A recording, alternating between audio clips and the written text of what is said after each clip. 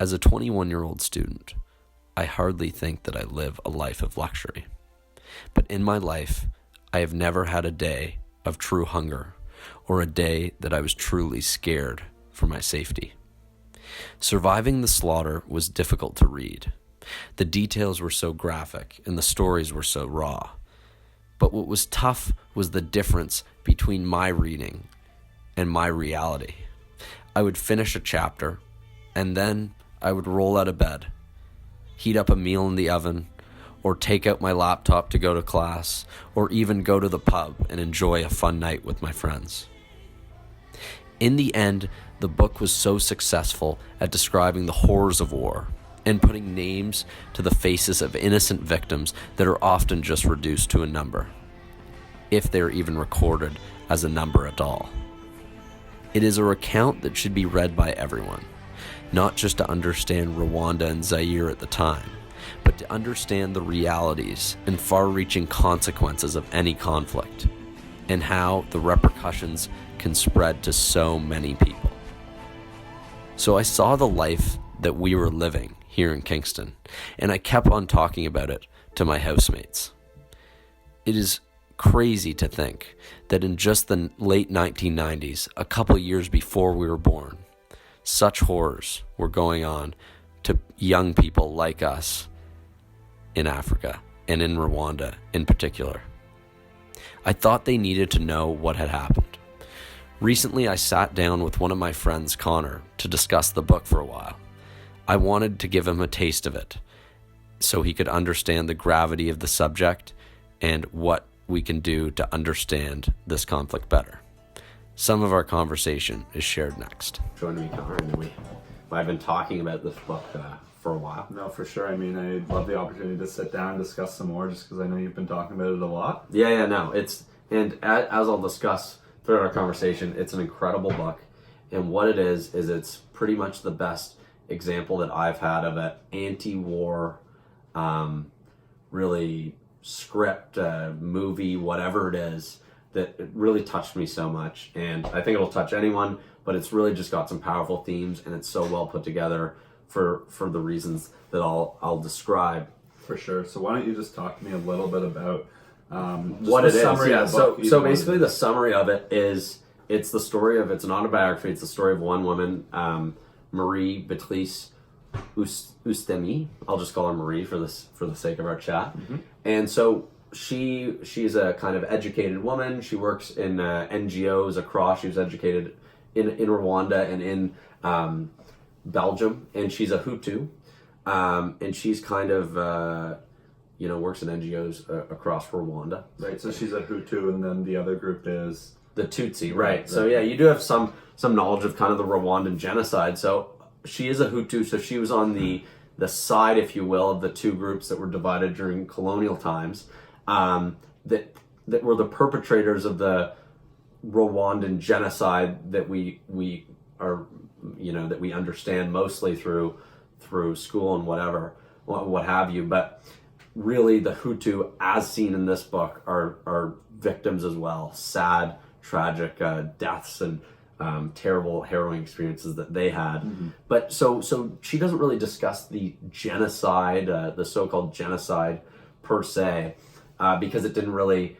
Not that it didn't affect her. She was always accused of being a moderate because she was so compassionate, and she had Tutsi friends back in Belgium and growing up. Right. But she kind of had her own experiences, so it just follows her experiences, and she uses storytelling of people she met along the way to kind of bring in other stories of what was going on at the region, because she did have a good knowledge of what was going on at the region. So basically, she becomes internally displaced, first of all, in Rwanda. Here, small countries, but she's from the north, and she's forced actually out by the RPF, which is the Tutsi force, right, that kind of pushes her and her family out into eastern Zaire. And she is, even this map has Bukavu. This was a town, and there was camps for mostly Hutu, because sadly it was really mostly the Hutu that were left. It was Hutu refugee camps, and she spent months, over a year, in these camps, organizing her kind of this group called the Collective. So she was involved in the NGO community. So this was an NGO itself, and it did so much great work, as I'll discuss. So she was there for a while, and then the RPF consolidated power in Rwanda, and basically she fled by foot all the way west. The last part was by boat, but all the way west, walking over 1,000 kilometers by foot, escaping terrible camps such as the camps in Tingi Tingi, malnutrition, exhaustion, disease, and her security was at risk. There was what makes this book almost really a thriller is that they're always on the footsteps. The rebels are always on the footsteps of these refugees because they were coming to hunt down the rebels who were either the RPF itself or supported by the RPF were coming to hunt down these Hutu refugees who were escaping Rwanda.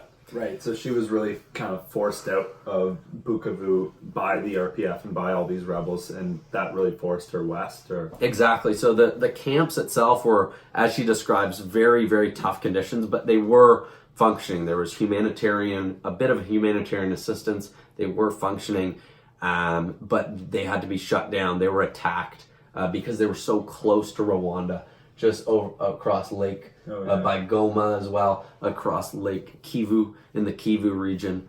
They were attacked and fled west. There was an option to go back at one time into Rwanda, but their fate was uncertain there because the RPF had now come back and wanted to retaliate to a certain extent, and there was lots of lawlessness going on there. Yeah, so she really didn't know her fate. She didn't know, so at the end of the day, she decided to go west along with family members and people she picked up along the way who kind of became family to her. So that's basically the story on map, on paper. But to understand it, I think really there's three major themes, and I've written them down. It's the strength of the author. Marie is such a powerful character, and her transition from power in terms of her material and physical strength towards weakness of those two things throughout the book is something that's really, really interesting. And it's interesting because she's the one who's able to tell the story at the end of the day. The detail. This book does not spare any detail, and it takes you through sometimes day by day. And that's what makes it so powerful, is you are reading each page and being like, are they going to make it? Are they going to make it? There's 5 of them now. How many are going to make it? And there's times that obviously so many die throughout the book, but people close to her. And the book's actually dedicated to her niece called Zuzu, and she did not make the journey. It wasn't the guns that killed her, but it was the exhaustion and malnutrition and everything else. So following her is important. The detail. And then the international neglect. Marie is educated. She's tied in with the NGO networks.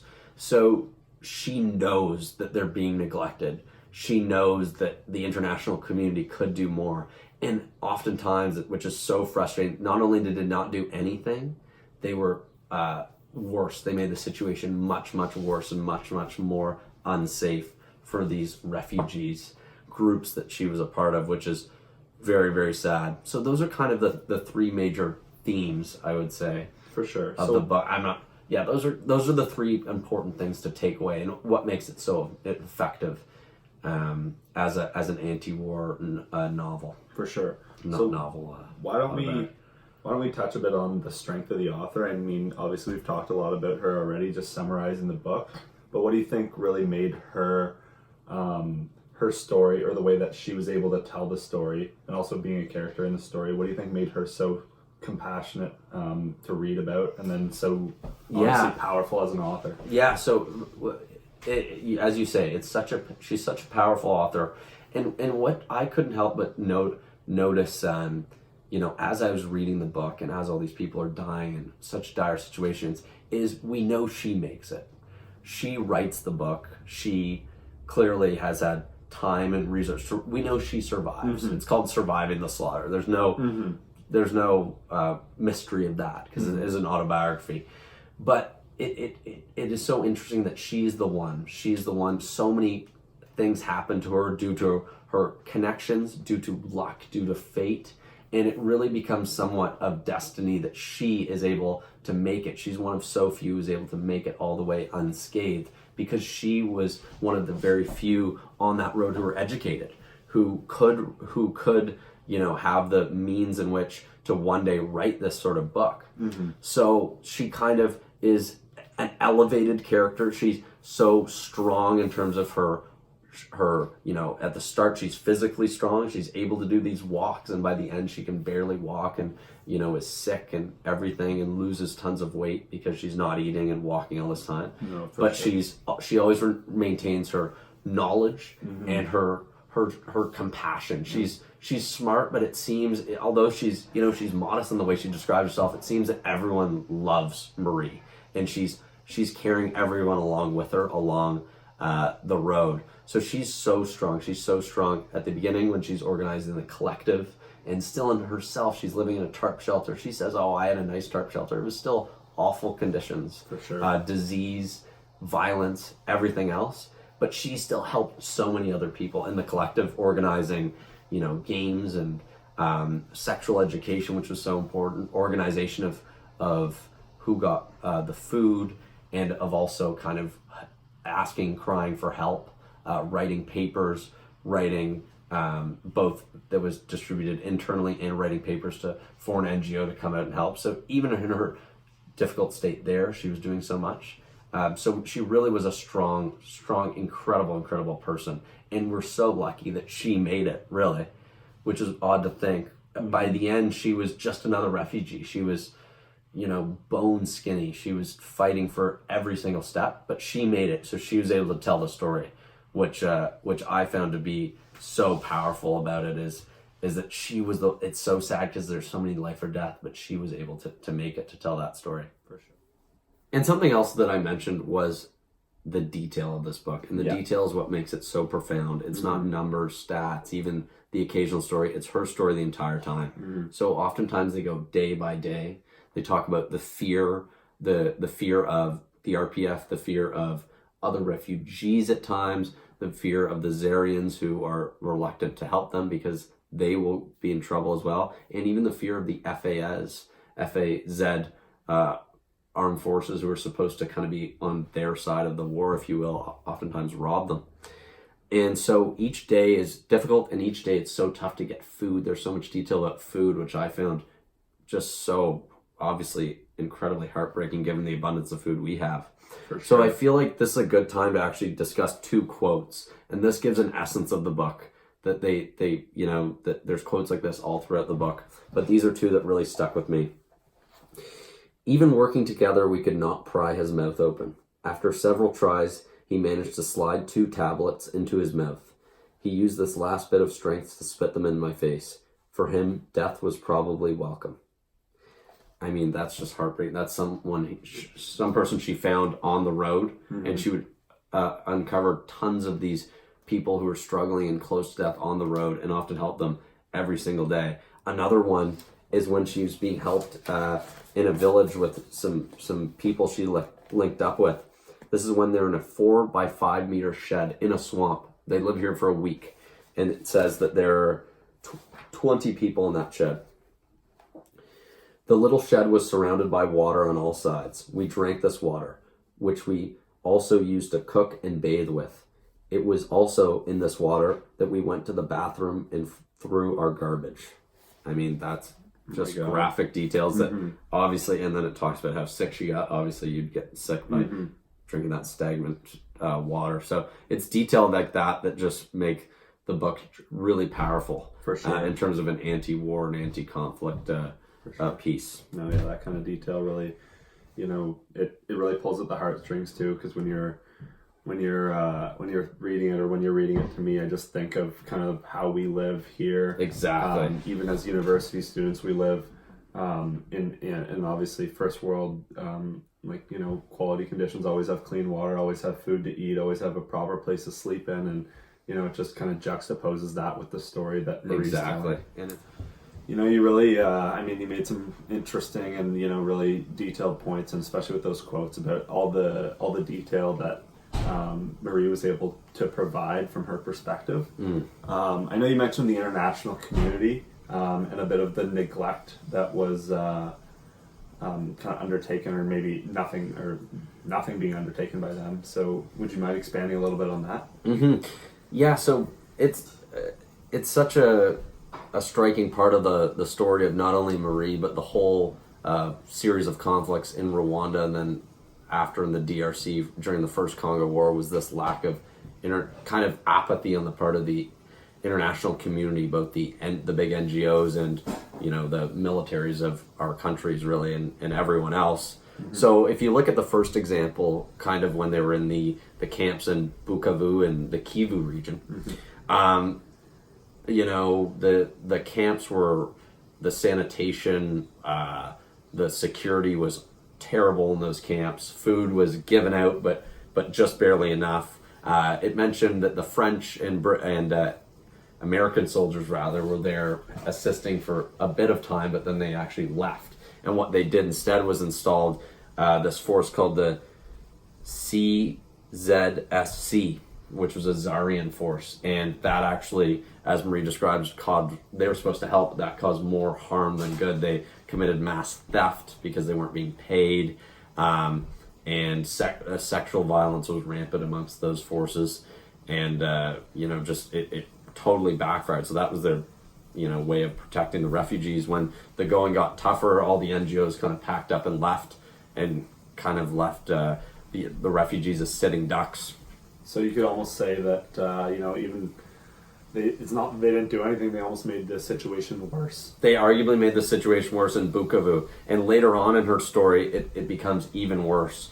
So as they walk westward through a harrowing journey where they're dodging malnutrition, disease, the rebels, they finally make it to this camp, which I mentioned, Tingi. Mm-hmm. Yeah. And when they got there, they were told it was there, but it wasn't even set up, and the sanitation and everything was awful. Marie says that you can count the amount of children under 5 who survived that camp on your 2 hands with your fingers, which is just awful. Finally, they arrive, and what I really just unnerved me was, and she saw the irony in this too, was they started to send over these dignitaries from, there's one woman, Emma Bonito, just wrote it down so I could remember, but she was from the European Commission on Humanitarian Action, so she was this mother of the refugees. You can just picture her, right?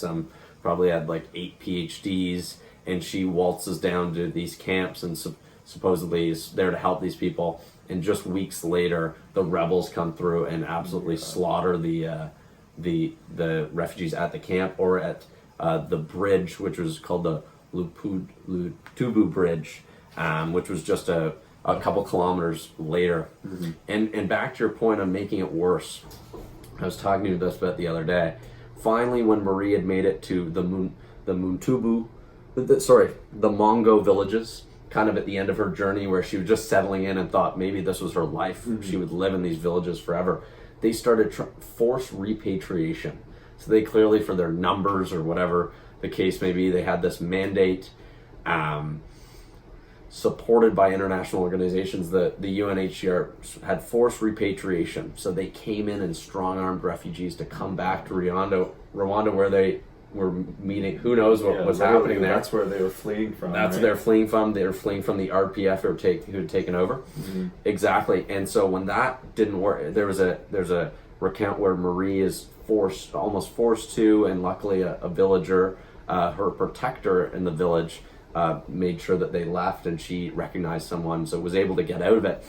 But then when that didn't work, they put a bounty, if you will, on these refugees. So if you brought in a refugee, it was $10 American per person, which is at the time obviously an exorbitant amount of money for these poor people. So it caused them to live in fear so much. And think about if she'd walk over 1,000 kilometers to just be fearful of everyone around you, so that they wanted the $10, like bounty, and you bring you all the way back to ground zero, exactly where you started. Yeah. So it's so sad, and it was just really broad, at best case apathy, but also just denial on the mm-hmm. international stage, which that's sometimes discussed that the West didn't do anything, but it's just outlined so clearly in the book that they really failed these people in the refugees that she was a part of. For sure. So, all the points you're making, it's, I mean, everything you've told me, it's really informative, really interesting. I mean, I find it's something that I never really get to hear about in all my day-to-day life, and especially my classes, because I know we're both in commerce, actually. Right, yeah, it's been different, yeah. Yeah, I mean, you always tell me about your politics of war in Africa, and you're, going to the seminars and whatnot, and obviously you're the only person in commerce in that class, so why don't you just tell me a little bit of how this kind of relates to the class, how this book relates? Yeah, so a lot of what I read in the book relates to what we've been discussing in lecture and kind of the themes that we've addressed in class. Mm-hmm. So I'd say the first one that jumps out is this. If you look at the timing of this conflict, it's after the end of the Cold War. So we spoke about the Cold War for a whole week. Mm-hmm. And that kind of ties back to what we were just talking about, but overall the international neglect. And so basically what happened was when the Cold War ended, a lot of the two major powers kind of pulled out of Africa because they weren't as worried about the domino effect and turning to communism. Mm-hmm. So in the case of the DRC of Zaire, President Mobutu lost U.S. support. Right. And more broadly, there was just more apathy about the region because there wasn't kind of as much as a geopolitical significance for them, at least. Right. So he lost support and he became vulnerable to attacks, which is what we experience reading the book where Marie's kind of caught up in that. Mm-hmm. So obviously he became vulnerable. He was attacked by Zairian rebels. I'm going to butcher this, but the Mulenji, that's definitely a butcher pronunciation, sorry, rebels, and they were supported by the RPF, so they were the rebels that were chasing Marie and fighting Mobutu's force in more central DRC. Mm-hmm. So that's kind of how the Cold War relates to the conflict that Marie was swept up in. Right. But something else that we discussed too is kind of this notion of failing states and what happens when states fail, and these African societies when these states stop protecting their populations, which is clearly what happened in the case of these refugees. They weren't being protected at all. So what kind of happens is it reverts to an even more corrupt way of doing business in a more transactional society when there's less of a rule of law, which makes sense. So what we discussed in class was that we kind of have this Western conception of corruption as being very, very bad, and there is some macroeconomic drawbacks to corruption.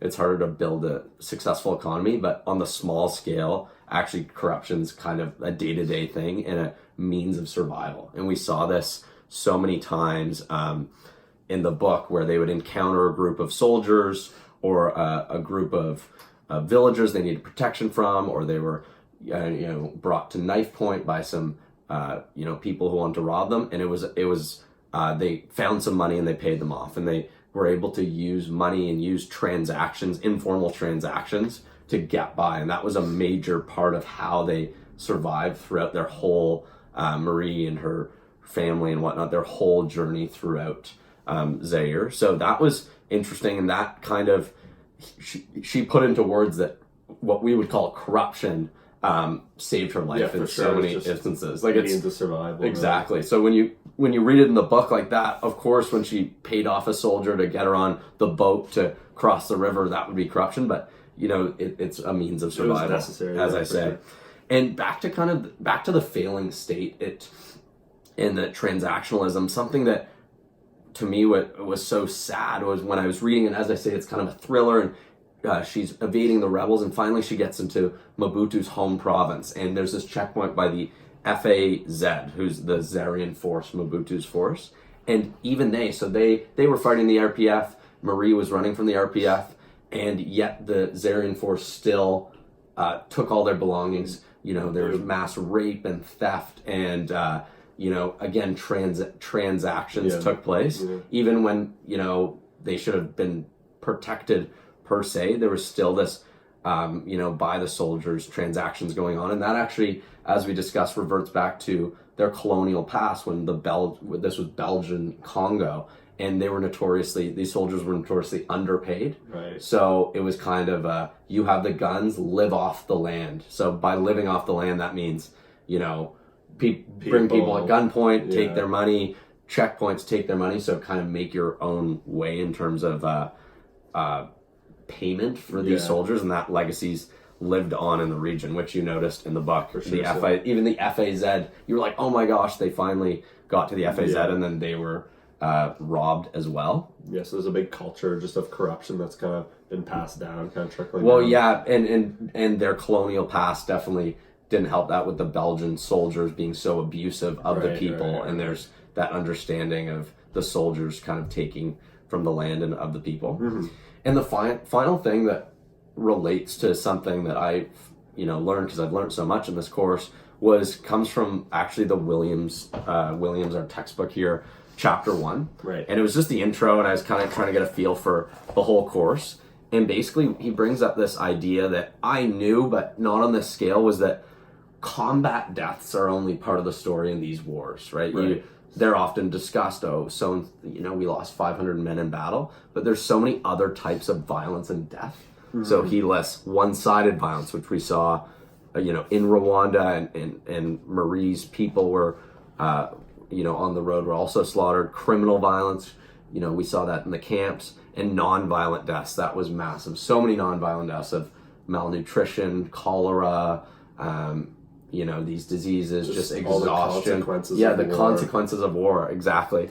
So in this figure on page 28, he lists a bunch of conflicts, and actually the DRC 1998 to 2002 is on there. But for example, Sudan from 1983 to 2002, 2 million people died. Not only, but 55,000 of those were so-called battle deaths. So that's 3% of the deaths were actually, the rebels shooting each other. Yeah. Exactly. And the DRC from 1998 to 2001, the first Congo War, 6% of deaths. And we're just only the battle deaths. The battle deaths, exactly. So that 94% is often forgotten, and we read books about the soldiers and we watch movies about the soldiers, but this was a book about the 94% of people who are struggling, who didn't have weapons themselves. The stories are kind of untold. Exactly. The stories are untold, and you see the numbers there of the vast amount of people that are affected and die as a result of those combat deaths. And it's something to think of when you read the news, and there's so many wars going on in Africa right now. In terms of Sudan, there's conflicts, and South Sudan, I'm writing my essay on that with Marshall. Right. And in topical in the news now is Syria. The Kurds are going into Syria. They're fighting each other. Some were killed. Well, keep in mind that all these phenomena happen of displacement, of disease, of non-violent deaths, of criminal deaths, of one-sided violence. Yeah. So it's really any conflict you got to think of in the context of how many other people are being affected. And the book did such a good job of putting names to faces and describing in detail what it actually looks like. Yeah, really giving an identity to those people. And giving it an identity. And that's why I thought it was so powerful. Was we know war's bad when you're in the trenches, so to speak, or you're being shot at, but this was for the people who, they didn't do anything. They were just running and trying to save themselves. Side. Yeah. So that.